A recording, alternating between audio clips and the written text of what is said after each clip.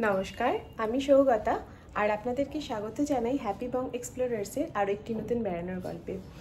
আজকে আমরা আছি হচ্ছে লখনৌতে, আর এখন আমরা বেরিয়ে যাচ্ছি। লখনৌটা পুরো লোকালি এক্সপ্লোর করব, আর তার সাথে এক্সপ্লোর করব এখানকার লোকাল কিছু স্ট্রিট ফুডস। তো কি এক্সপ্লোর করছি আর কি আমরা লোকাল স্ট্রিট ফুডস খাচ্ছি, সেই সমস্ত কিছু কিন্তু আমি নিয়ে আসবো আজকের ব্লগটিতে। আর ওই যে দেখা যাচ্ছে রুমিদার বাজার, ওখানে আমাদের গাড়িটি পার্ক করে লোকাল গাইডের সঙ্গে টোটোয় করে আমরা এবার বাকি জায়গাগুলি ঘুরে দেখব। 100 মিটার লম্বা এই রুমিদার বাজার তৈরি করেছিলেন নবাব আসাফ-উদ-দৌলা 1784 সালে। সেই সময় এক ভয়াবহ দুর্ভিক্ষ হয়। নবাবের উদ্দেশ্য ছিল তার প্রজাদের জন্য এমপ্লয়মেন্ট তৈরি করে দুর্দশাগ্রস্ত মানুষের মাঝে খাদ্য সরবরাহ করা। এই দরজা বানানোর কাজে নবাব আনুমানিক 20,000 লোককে নিযুক্ত করেছিলেন, যাতে তার প্রজারা কোনো প্রকার অনুদান ছাড়া কাজের বিনিময়ে টাকা উপার্জন করতে পারে, এবং তাই দিনের বেলা এই দরজাটি তৈরি করা হতো, আর চতুর্থ দিন রাতের বেলা অপেক্ষাকৃত উঁচু শ্রেণীর লোকেরা অর্থের বিনিময়ে আবার সেই নির্মিত স্ট্রাকচারটি ভেঙে দিতেন।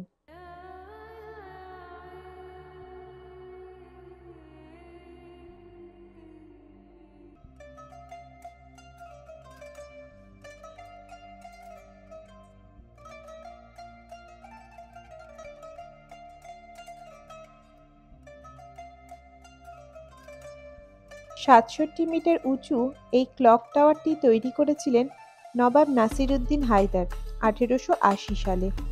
এই ক্লক টাওয়ারকে ঘণ্টাঘরও বলা হয়ে থাকে। এটি তৈরি হয়েছে ভিক্টোরিয়ান এবং গথিক স্টাইলে।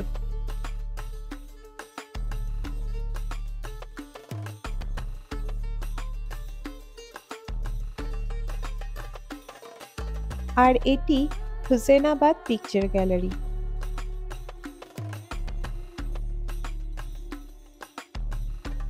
এই জায়গাটির নাম 7 খণ্ড।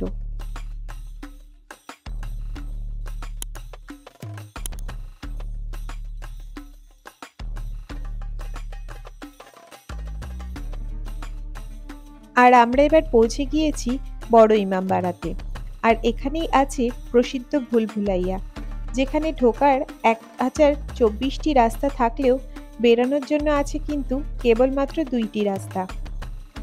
এটি পৃথিবীর সবচেয়ে বড় স্থাপত্য, যেটি দাঁড়িয়ে আছে কোনো প্রকার বিম ছাড়াই।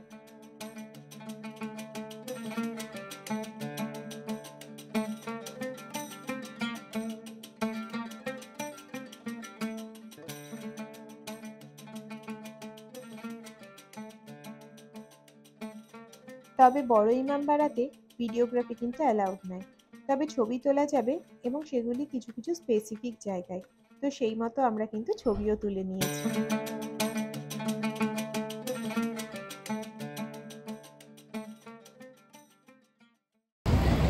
ইমামবাড়া দেখা হয়ে গেছে আমাদের, বড় ইমামবাড়া। আর তারপরে আমরা এখন খাচ্ছি এখানে আখের রস। ভেতরে তো কোনো ভিডিও করা অ্যালাউড ছিল না, ছবি তুলেছি বাট ভিডিও করতে পারিনি। প্রচণ্ড গরম, প্রচণ্ড রোদ, গরমের থেকেও বেশি মানে রোদের তাপটা ভীষণ। তো ওই জন্যই মানে চা আর খেলাম না। আমি ভীষণভাবে চা খাই, কিন্তু আমি চা খেলাম না, আখের রসটাকেই চুজ করে নিলাম। এখন আখের রসটা খাই, দিয়ে আবার ছোট ইমামবাড়া এবং বাকি যে কটা জায়গা আছে ওই কটা এবার দেখি। আর এবার আমরা চলেছি ছোট ইমামবাড়া দেখতে।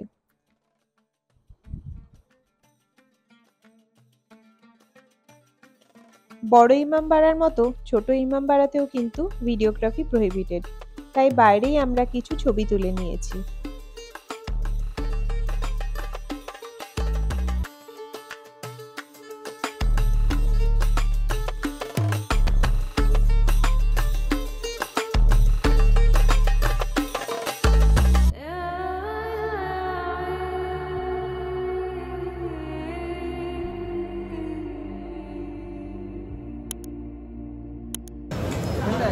আর এবার আমরা লাঞ্চ করতে এসেছি টুন্ডে কাবাবে।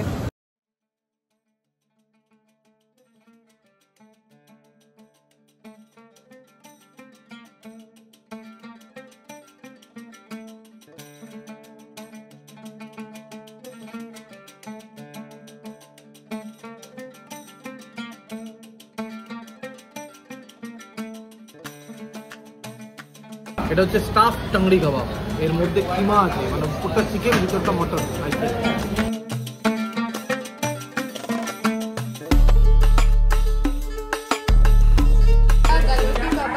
তারপরে স্টাফ চিকেন টাংড়ি কাবাব খাওয়ার পরে এবার নিয়েছি হচ্ছে ক্ষীর। কেমন? খুবই সুন্দর খেতে, হালকা মিষ্টি, একটু গোলাপ জলের ফ্লেভার আছে, দারুণ। এই হচ্ছে টুন্ডে কাবাব। এখানে বেশ রিজনেবল প্রাইসে কিন্তু খাবারগুলো পাওয়া যাচ্ছে, যথেষ্ট রিজনেবল প্রাইসে, আর ভীষণ ভিড় এখানে। তো যাই হোক, আমাদের খাওয়া হয়ে গিয়েছে, আর এবার আমরা যাব ব্রিটিশ রেসিডেন্সির উদ্দেশ্যে। তো আমরা এখান থেকে অটো করে নেব। আমাদের ড্রাইভার দাদা আছে ওই ছোটা ইমামবাড়ার ওখানে, উনি ওখানেই আছেন, আর আমরা এখান থেকে বেরিয়ে এবার আমরা ওখান থেকে অটো করে এসেছিলাম, আর এবার আমরা আবার চলে যাব হচ্ছে ব্রিটিশ রেসিডেন্সির উদ্দেশ্যে। ছোট ইমামবাড়া দেখার পর আমরা এবার চলেছি ব্রিটিশ রেসিডেন্সির উদ্দেশ্যে।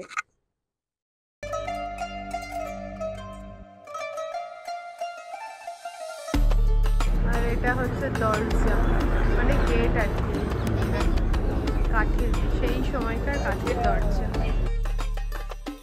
আর এই ব্রিটিশ রেসিডেন্সি তৈরি হয়েছিল নবাব আসাফউদ্দৌলা এবং নবাব সাদাত আলী খানের সময়ে। এটি ছিল ব্রিটিশ কর্মকর্তাদের জন্য তৈরি বৃহৎ উপনিবেশ, যা আনুমানিক ৩৩ একর এলাকা জুড়ে বিস্তৃত। 1857 সালের সিপাহী বিদ্রোহের সময় লখনউয়ের এই ব্রিটিশ রেসিডেন্সি ছিল অন্যতম প্রধান যুদ্ধক্ষেত্র। বিদ্রোহীরা ৮৭ দিন ধরে রেসিডেন্সিকে অবরুদ্ধ করে রেখেছিল, যা ইতিহাসে লখনউ অবরোধ নামেও পরিচিত। 1857 সালের 10ই মে মিরাটে সিপাহীরা বিদ্রোহ শুরু করে, যা দ্রুত দিল্লি, কানপুর এবং লখনউতে ছড়িয়ে পড়ে। লখনউতে ভারতীয় সৈন্যরা ব্রিটিশদের বিরুদ্ধে অস্ত্র তোলে এবং নবাবের অনুগত শক্তিগুলো তাদের সাথে যোগ দেয়। বিদ্রোহের নেতৃত্ব দেন বেগম হজরত মহল, মৌলভী আহমদুল্লাহ শাহ এবং অন্যান্য বিদ্রোহী কমান্ডাররা। 1857 সালের জুন মাসে বিদ্রোহীরা ব্রিটিশ রেসিডেন্সিকে ঘিরে ফেলে এবং প্রবল হামলা চালায়। 1857 সালের 4 July British commander sir Henry Lawrence আহত হন এবং 2 দিন পর মারা যান। তবে 1857 সালের নভেম্বরে ব্রিটিশ সেনাপতি স্যার কলিন ক্যাম্পবেল বাহিনী নিয়ে অবরোধ ভেঙে ফেলে এবং বেঁচে থাকা ব্রিটিশদের উদ্ধার করে। এই যে গর্তগুলো, এগুলো সব ব্রিটিশদের ওপর তো এখানে অ্যাটাক হয়েছিল, তো এইগুলো কামান বা বন্দুক দিয়ে, যে সমস্ত গুলিগুলো করা হয়েছিল বন্দুক দিয়ে, এবং বড় গর্তগুলো ওই কামানের। এই যে এরকম প্রচুর আছে, এই ওয়ালটা জুড়ে আছে, এরকম বাইরের দেয়ালে অনেক জায়গাতে আছে।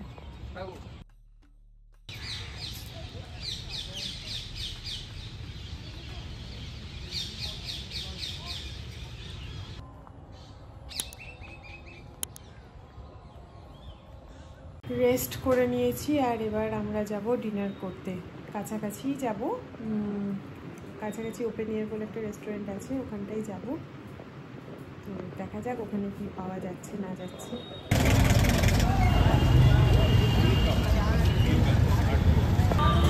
আমরা অ্যাজ অফ নাও এসেছি রয়্যাল ক্যাফেতে। এখানকার বাস্কেট চাটটা খুব ফেমাস, তো সেই বাস্কেট চাটটা খাওয়ার জন্য রয়্যাল ক্যাফেতে এসেছি। এখন আমাদের দেয়নি, তো দিক, তারপর খেয়ে ফিডব্যাক জানাবো কেমন। আর এই রয়্যাল ক্যাফেটা আছে হচ্ছে হজরতগঞ্জে, হজরতগঞ্জ বলে জায়গাটার নাম। এখানে আছে হচ্ছে রয়্যাল ক্যাফে।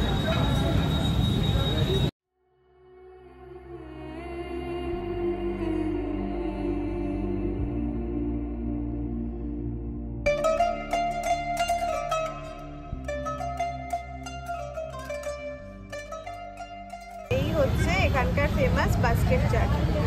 এখানে প্রচুর রকমের ইনগ্রেডিয়েন্টস দিয়েছে, যেমন মুড়ি দেখতে পাচ্ছি, বেদানা দেখতে পাচ্ছি, ভুজিয়া দেখতে পাচ্ছি, দই, ওই আমাদের যেরকম রাজ কচুরি হয়, এটা kind of raj kachori, but in different way.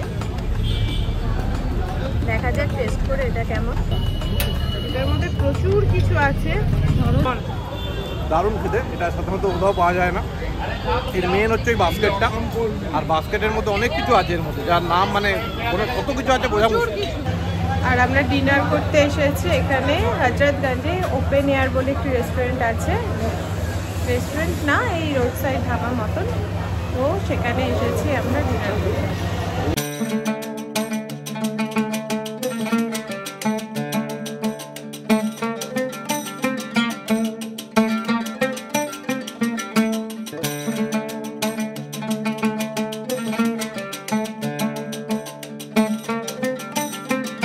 আর এদিকে আমরা নিয়েছি হচ্ছে চিকেন মশলা আর তার সাথে রুটি। আর এই চিকেন মশলাটাতে মোস্টলি শ্রেডেড চিকেনই থাকে, কলকাতার মতো আলু থাকে না, ডিম থাকে না। এটা হচ্ছে লখনৌ বিরিয়ানি, অথেন্টিক লখনৌ বিরিয়ানি। হ্যালো জায়গা নেই যে লখনৌ কাবাব কাবাব কাবাবটা হবে না, কাবাব মানে কি? পুরা মা ও আচ্ছা, সেই জন্য শুধু কাবাবের হয়ে গেছে, এবার শুধু কাবাবের উপর দিয়ে রোল। এটা হচ্ছে আর হ্যাঁ মটন শিক কাবাব, স্পেশাল মটন শিক কাবাব। আর এটা হচ্ছে লখনৌয়ের স্পেশাল মাটন শিক কাবাব। এটা কতটা প্লেট? Quarter plate? এটা না কোয়ার্টার না, হাফ আর কোয়ার্টার। হাফ আর কোয়ার্টার? হাফ মানে 4, কোয়ার্টার মানে 2, তাহলে হাফ আর কোয়ার্টার। আচ্ছা আচ্ছা আচ্ছা, নাও চলুন খাওয়াটা স্টার্ট করা যাক। বাবু কেমন? ভালো? কাবাবটাও দারুণ খেতে, মুখে দিলে মিলিয়ে যাচ্ছে, মানে গলৌটি কাবাব যেমন মিলিয়ে যায় ওইরকমই। বাইরেটা ক্রিস্পি, ভেতরটা পুরো নরম। আমাদের ডিনার করা কমপ্লিট হয়ে গিয়েছে। ডিনার করে বাকিদেরকে আমরা হোটেলে রেখে এসেছি এবং তারপরে এখন আবার আমরা দুজন মিলে হাঁটতে বেরিয়েছিলাম। এখানকার মার্কেটটা যেটা আছে সেই মার্কেটে একটু হাঁটতে বেরিয়েছিলাম, আর এবার হেঁটে ফিরছি। তো আজকের মতন আমার ব্লগটা এখানেই শেষ করছি। এই হচ্ছে এখানকার লোকাল মার্কেটটা, আমাদের যে লোকাল আছে না, আমাদের যে হোটেলটা আছে সেই হোটেলের সারাউন্ডিংয়ে এর একটা ছোট্ট মার্কেট আছে। অলমোস্ট সব দোকানই বন্ধ হয়ে গিয়েছে। তো আজকের মতো আমার এই ব্লগটা, আমার এই লখনৌ বেড়ানোর ব্লগটি, লখনৌ বেড়ানোর গল্পটি এখানেই শেষ করছি। সবাই খুব ভালো থাকবেন, সুস্থ থাকবেন, আর আমার ভিডিওটি যদি ভালো লেগে থাকে আমার চ্যানেলটি সাবস্ক্রাইব করে নেবেন এবং আমার ফেসবুক পেজটি লাইক করে নেবেন। Thank you.